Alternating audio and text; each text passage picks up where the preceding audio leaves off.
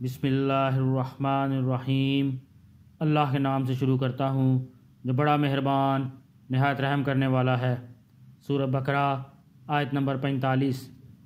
وَاسْتَعِینُوا بِالصَّبْرِ وَالصَّلَاةِ وَإِنَّهَا لَكَبِیرَةٌ إِلَّا عَلَى الْخَاشِعِینَ، اور صبر اور نماز سے مدد حاصل کرو۔ نماز بھاری ضرور معلوم ہوتی ہے مگر ان لوگوں کو نہیں جو خشوع یعنی دھیان اور عاجزی سے پڑھتے ہیں۔ اس آیت میں ان سے فرمایا جا رہا ہے کہ اے بنی اسرائیل، اپنے نفس کو لذتوں سے روکنے کے لیے صبر سے مدد چاہو، اور اگر صبر کے ساتھ ساتھ نماز سے بھی مدد حاصل کرو تو سرداری اور منصب و مال کی محبت دل سے نکالنا تمہارے لیے آسان ہو جائے گا۔ بے شک نماز ضرور بھاری ہے، البتہ ان لوگوں پر بھاری نہیں جو دل سے میری طرف جھکتے ہیں۔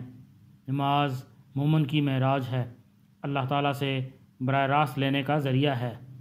اللہ پاک ہمیں قرآن پڑھنے کی، سمجھنے کی، اس پر عمل کرنے کی اور دوسروں تک پہنچانے کی توفیق عطا فرمائے۔